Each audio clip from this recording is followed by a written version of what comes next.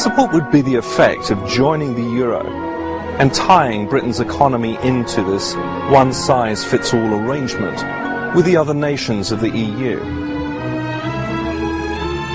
Brussels wanted to know too, which is why in October 1990 Britain joined something called the European Exchange Rate Mechanism, a dress rehearsal for the euro and monetary union, which effectively locked the British pound into other EU currencies. 23 months of chaos followed. British business suffered its worst recession in 60 years. 100,000 UK businesses went to the wall. Unemployment doubled from 1.5 to 3 million. More bankruptcies were filed than in any previous 2-year period ever. Repossessions of property increased 7-fold. By 1993, over 500,000 of us were at least 3 months in arrears on our mortgages. Britain lost estimated reserves of 68 billion sterling. And as someone once put it, you may be very friendly with your neighbours, but would you actually hand over complete control of your bank account to your friendly neighbours? Quite probably not. And that's precisely what we would be doing if we joined the euro. In 2003, British authors Christopher Booker and Richard North released their book, The Great Deception, The Secret History of the European Union. They described the EU as, quote, a slow-motion coup d'etat, the most spectacular coup d'etat in history. In June 2004, leaders of the EU member nations completed writing the EU Constitution. It boldly proclaims, quote, this Constitution shall have primacy over the law of member states, close quote. Europe's nations have given away their independence. So British politicians, whom the people elect to represent the interests of the people, are agreeing to treaties that transfer power to unelected bureaucrats in regional government. Not just British politicians, Dick, but politicians all over Europe. Just think, the European Union grew out of the Marshall Plan and started out as an innocent-looking common market of only 6 countries in 1951. And now 27 European nations that were once free and independent are facing this. The scrapping of trial by jury, the scrapping of habeas corpus, the scrapping of the presumption of innocence, the scrapping of double jeopardy protection. Dick, habeas corpus is a legal protection that guards against unlawful detention. It dates back to the Magna Carta of 1215 and is one of our most fundamental rights. And trial by jury, the presumption of innocence until proven guilty, and double jeopardy, whereby a person cannot be tried twice for the same crime, are all foundational principles of common law going back hundreds of years. What happened? That's why we're making this video, Rick. We want to demonstrate how incredibly evil the globalists are. And this clip we just showed proves it. That's right, Dick.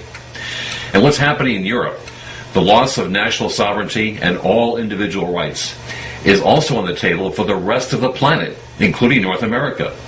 Habeas corpus in the U.S. has already been virtually scrapped by the Military Commissions Act of 2006, and the Violent Radicalization and Homegrown Terrorism Prevention Act of 2007 contains language that is so vague that even our own thoughts can be considered crimes.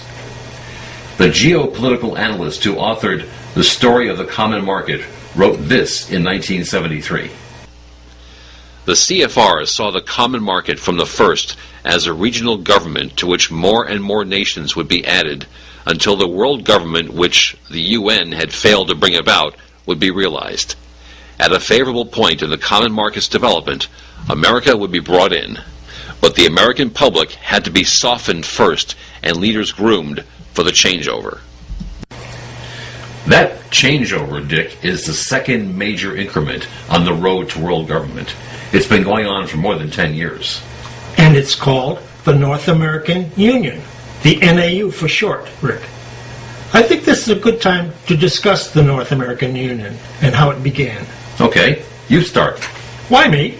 Well, you brought it up. Do I have to do all the work around here? No, just 50%. Remember, you get half what I get, and Half of nothing is nothing.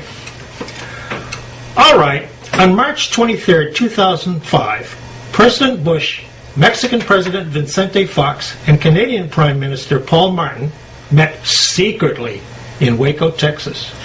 You mean where the three amigos created the Security and Prosperity Partnership? Oh, you know about that? Do you mean with a meeting where they agreed to merge Mexico, Canada, the United States into a single political entity called the North American Union without the consent of the Congress of the American people? The very same.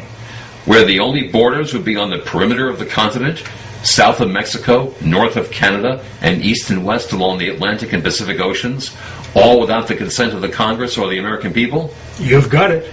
With a single currency called the Amero and a lot of laws coming from unelected bureaucrats?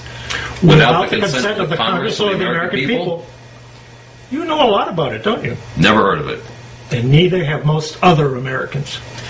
So let's connect the dots, Dick. The Waco meeting in 2005 is where Bush 43, Fox and Martin, the three amigos, created the Security and Prosperity Partnership, or SPP, which critics have claimed is a plan to create a supranational state modeled after the European Union and to be known as the North American Union. Merging Mexico, Canada, and the United States into the North American Union means that no boundaries will exist between these countries, and that their monetary units, the Canadian and U.S. dollars and the Mexican peso, will be replaced with a new one called the Amero. Sounds pretty good, doesn't it? There will be no border checkpoints to hassle with and no currency conversions. Well, Dick, if this is such a good idea, why has there been a near total media blackout about it? Wouldn't something as wonderful as the North American Union be front-page news? Those are very good questions, Rick. I thought so. The trouble is, most Americans get their news from the mass media. So when the people don't hear about something in the news, they don't know enough to even ask such questions, let alone demand to know what this North American Union is all about. Oh, just like if you don't hear about the forecast for snow, you don't know to ask how many inches are going to fall. Because you don't know it's going to snow in the first place. Or rain, for those who don't live in the snow belt. But the one exception to the media blackout is CNN's Lou Dobbs, who has been talking about the North American Union for the past 2 years. Here is part of one of his broadcasts from 2006. The Bush administration's open borders policy and its decision to ignore the enforcement of this country's immigration laws is part of a broader agenda. Hold on. Let's repeat that. The Bush administration's open borders policy and its decision to ignore the enforcement of this country's immigration laws is part of a broader agenda. President Bush signed a formal agreement that will end the United States as we know it, and he took the step without approval from either the U.S. Congress or the people of the United States. Listen to that again. President Bush signed a formal agreement that will end the United States as we know it, and he took the step without the approval of either the U.S. Congress or the people of the United States. Bill Tucker reports. The Security and Prosperity Partnership of North America sounds benign, hardly like a policy that critics call NAFTA on steroids. It's a deal that few have even heard of. It's being done again by very few people at the very top on behalf of the investment class, but the working class of people. Political officials across our country, from communities, from cities and so forth, they don't know anything about this. Yet it was agreed to by Mexico's President Fox, Canada's Prime Minister Martin, and President Bush in 2005. Administration officials counter their critics by saying everything about SPP is on the White House website. And they say the partnership is not a treaty, but more of an outline of priorities between the United States, Mexico, and Canada. Still, some wonder why there haven't been public discussions about the goals being pursued. This SPP includes, for instance, a committee that is sitting down to harmonize our meat inspection and food safety.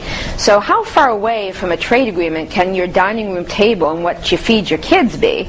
Other parts of the agreement mention border security as an issue, which include all of North America. In fact, the name of the agreement is not Security and Prosperity of the United States, but of North America. When we elect officials, we expect them to act on our behalf. When we get involved in cooperative frameworks